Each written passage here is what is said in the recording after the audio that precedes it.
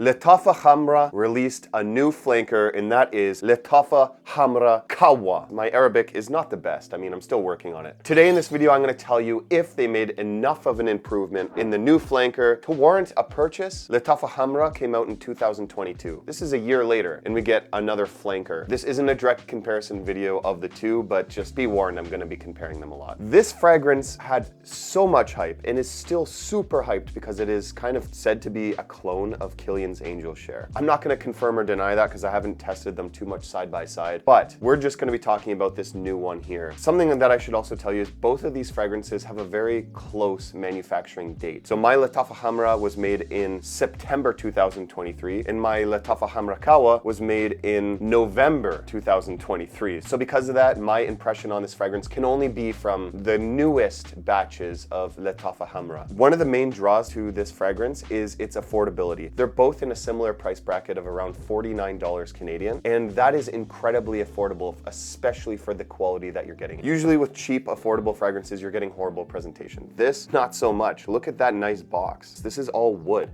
And then on the back, this custom sticker, that's a holographic sticker. And then on the bottom of the box, you're just getting some of the information about the fragrance and some precautions, blah, blah, blah. So when you open up the box, the fragrance is presented to you with some slight detailing here, sitting in this nice protective foam, I guess it would be. And then when you take out the fragrance, behind it is this cool little reflective mirror. This packaging is definitely not cheap. Now let's look over the bottles. Pretty much exactly the same bottle with slight variations in the texturing. This one just says Qahwa, this one just says nothing. When you open up the caps, you should definitely twist them off. I've seen some people reporting that when they pull it off, the atomizer comes with it. Not so much on the new Qahwa. As you can see, it kind of looks like an alcohol decanter or some sort of like whiskey glass. So when you take off the cap, it covers a gold atomizer. On the top of the cap, Lattafa on another gold plaque. This is where another nice improvement was made.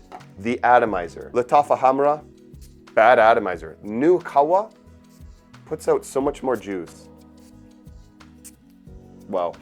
The smell is absolutely fantastic. So to talk about what I get about this fragrance, first I'm gonna go over the listed notes, and then we can kind of show you what the changes are. In the top notes, you're getting cinnamon, cardamom, and ginger. The mid notes, praline, candied fruits, and white flowers. In the base notes, vanilla, coffee, benzoin, tonka bean, and musk. There is not much of a difference in terms of their scent profile here. There is obviously a difference. Lattafa Khamrah Qahwa, which translates to, I'm not sure, but I know that Qahwa means coffee in Arabic. Lattafa Khamrah was very sweet and feminine smelling to me. It kind of gives off that scent profile of like a scented candle at your grandmother's house. I don't mean that in a bad way. In the original Lattafa Khamrah, you're getting a lot of warm spices like cinnamon. You're also getting some sweetness from dates and praline notes. There's also a hefty dose of vanilla, tonka bean, amber. You're getting all of that in this fragrance, which kind of makes it lean to the feminine side. What they have done nicely in Lattafa Khamrah Qahwa is amped up the darker aspects of this fragrance while also adding an undertone of that coffee note. The coffee note is not in the forefront of this fragrance. It sits underneath everything and kind of acts as a supporting base. I think they cranked up the praline, which is kind of a chocolatey, darker sweetness, subtracting a little bit of the white florals and darkening it up overall, maybe with some sort of like cacao or chocolatey note. This is more of a dark, seductive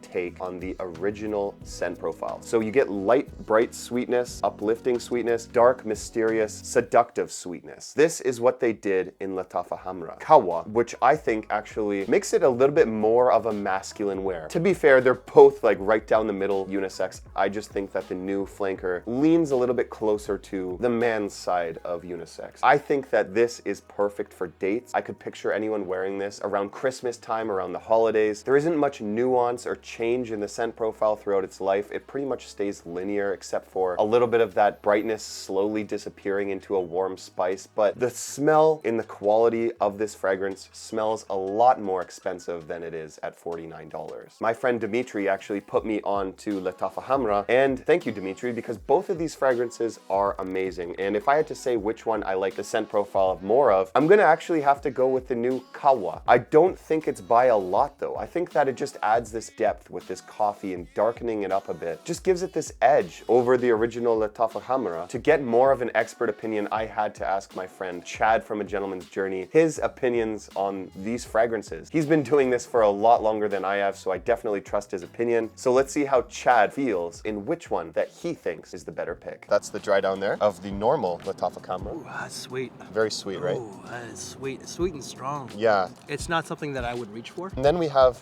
the newest release, 2023's Lattafa Khamrah Qahwa. So this one's probably getting a lot of hype. A lot of hype right now. Different. It smells more ambery with a little bit of coffee. You know what? They're both nice. I'm actually preferring the newer one, but it's not something that I would wear. It's a little bit too sweet for me. The Qahwa is a little bit more of the masculine side of gourmand. This one has a little bit more going on.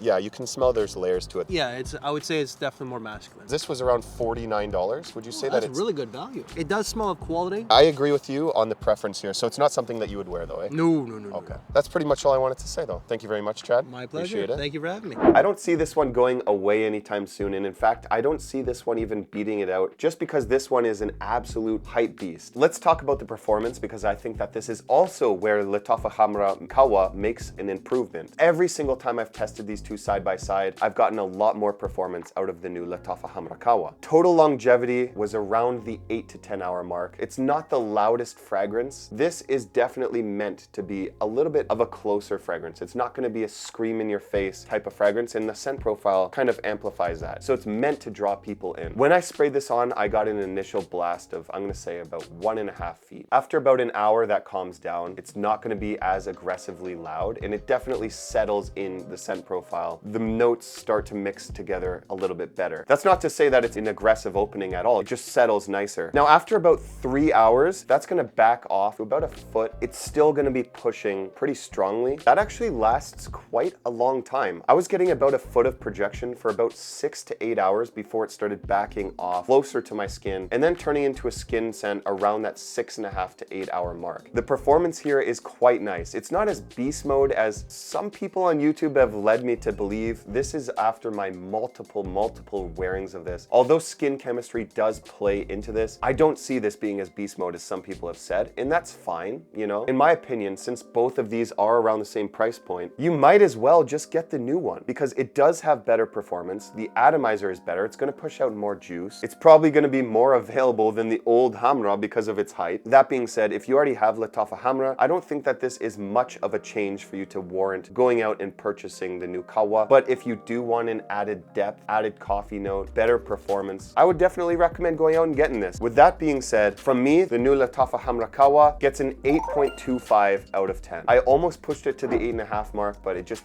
didn't quite make it. It is not the most versatile fragrance. It is not the highest quality smelling fragrance. With that being said, it is a very good fragrance for a very good price. And I think that this was a solid release for Lattafa. If you are a fan of cologne fragrances, I highly suggest that you check out this amazing haul that I did. I bought the most hyped up cologne fragrances that are available on the market and give my honest opinion on all of them. So I'll see you over there. Thanks for watching, and I love you all.